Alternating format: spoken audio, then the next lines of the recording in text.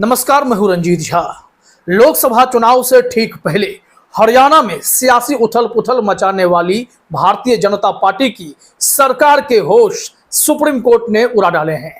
नए नवेले मुख्यमंत्री तो बनकर आ गए नायाब सैनी जी, लेकिन दूसरी तरफ जब खट्टर साहब मुख्यमंत्री थे तो हरियाणा सरकार ने जिस तरीके से संवैधानिक ढांचे के साथ खिलवाड़ करने की कोशिश की, इसको लेकर अब सुप्रीम कोर्ट का गुस्सा फूट पड़ा है और साफ तौर पर कहा गया कि हम हरियाणा में संवैधानिक ढांचे के साथ, उसकी स्वायत्ता के साथ खिलवाड़ होने नहीं देंगे।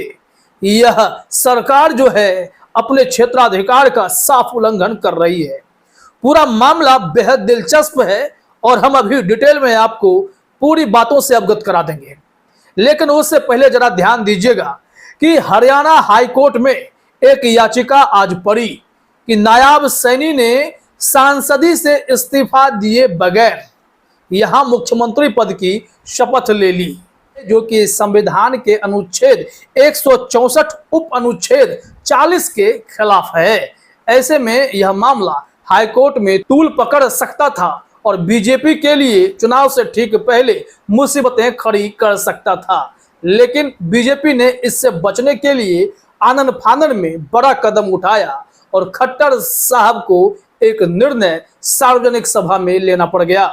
मैं इस सदन के सामने, मैं एक महान सदन के सामने घोषणा करता हूं कि मैं आज करनाल विधानसभा से त्याग पत्र देता हूं। आज से करनाल की विधानसभा की देखरेख हमारे नए नेता, हमारे मुख्यमंत्री जी उसकी देखरेख करें। क्योंकि यह हर कोई जानता है कि कई बार, कई दफे, कई राज्यों में सांसदों ने सीधे सीएम पद की शपथ ले ली है, लेकिन यहां पर मामला यह हो गया था कि जो नायाब सैनी मुख्यमंत्री तो बने, लेकिन 90 के 90 वहां का पूरा विधानसभा सीट फुल है। ऐसे में ये 91 सदस्य हो गए।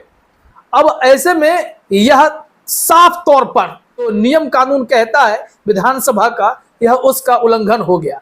ऐसे में यह केस मजबूत हो रहा था, लेकिन ऐन वक्त पर मनोहर लाल खट्टर ने एक वीडियो बयान देकर इस विवाद से बचने की कोशिश की, क्योंकि भारतीय जनता पार्टी को यह साफ समझ में आ चुका था कि कहीं आनन फानन में लिया गया यह फैसला इस केस में बीजेपी के स्टैंड को और कमजोर न कर दे।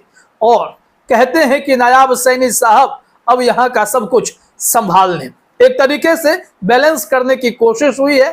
यह तो सुप्रीम कोर्ट का ही डर है जिसके चलते खट्टर ने ऐसा फैसला लिया है, लेकिन अभी जो रिपोर्ट हम बता रहे हैं वह सीधे तौर पर संवैधानिक क्षेत्राधिकार का उल्लंघन करती हरियाणा की भाजपा सरकार का पूरा चिट्ठा खोलने वाली रिपोर्ट है।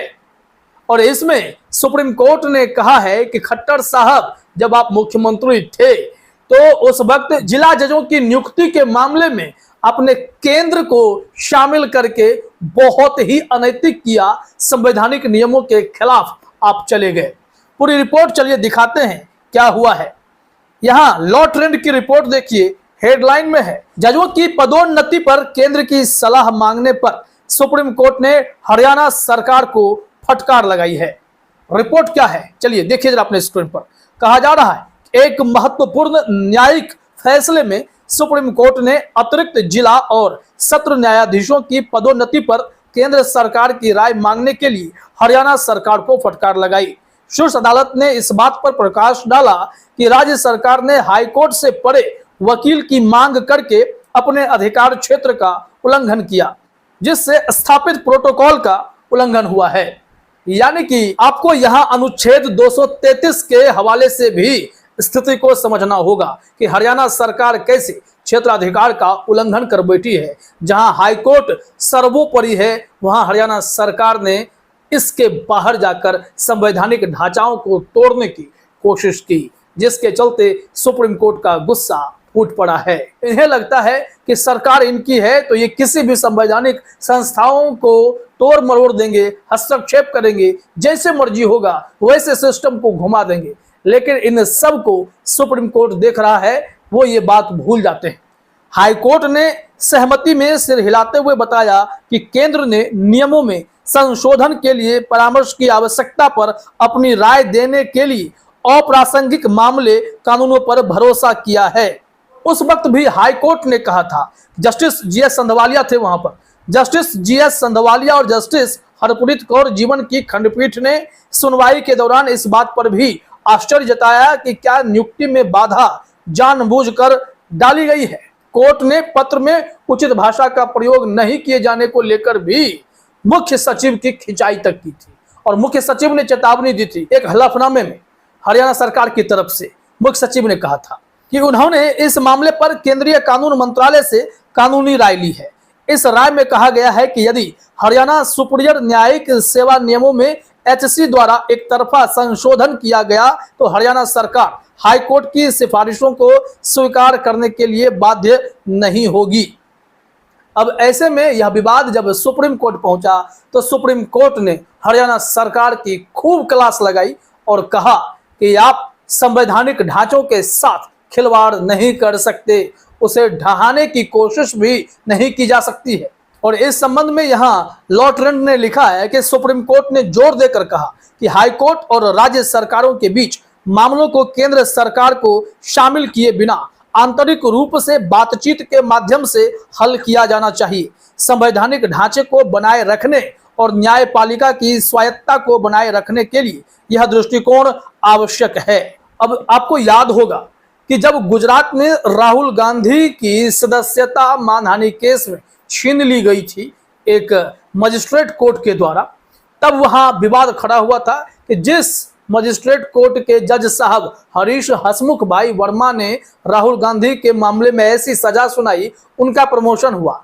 लेकिन उस जिला जज प्रमोशन वाली लिस्ट में बहुत बड़ी धांधली थी, गड़बड़ी थी। फाइनली जब विवाद सुप्रीम कोर्ट पहुंचा तो वहां पर जाकर यह लिस्ट जो है खारिज करके फिर से नए सिरे से बहाली करने की बात कही गई थी। और वह विवाद सबको ध्यान में है कि कैसे सरकार जिला जजों की नियुक्ति में मनमानी करने लगती है। और हरियाणा में भी सरकार अपने हिसाब से सब कुछ तय करना चाहती थी, लेकिन यहाँ पर हाईकोर्ट की ही सबसे अंतिम मुहर लगती है। लेकिन यहाँ हाईकोर्ट के आदेश की अनदेखी करने के लिए एक हलफनामा तक चीफ सेक्रेटरी दायर कर देते हैं कि हम आपकी बात नहीं मानेंगे। ऐसे में संवैधानिक व्यवस्थाओं में टकराव की स्थिति उत्पन्न होने लगी थी। लेकिन अब सुप्रीम कोर्ट ने बीच का रास्ता निकालते हुए हाईकोर्ट को भी सलाह दी है, लेकिन हरियाणा सरकार को कहा है कि आप अपने क्षेत्राधिकार का उल्लंघन कर बैठे हैं, यह हम बर्दाश्त नहीं करेंगे। यहाँ साफ तौर पर कहा गया है कि फैसले के दौरान सुप्रीम कोर्ट ने साफ कर दिया कि न्यायिक अधिकारियों के चयन और नियुक्ति से जुड़े मामलों पर राज्य केंद्र सरकार से सलाह नहीं ले सकते। इसके बजाय किसी भी विवाद को उनके संबंधित हाईकोर्ट के साथ चर्चा के माध्यम से हल किया जाना चाहिए।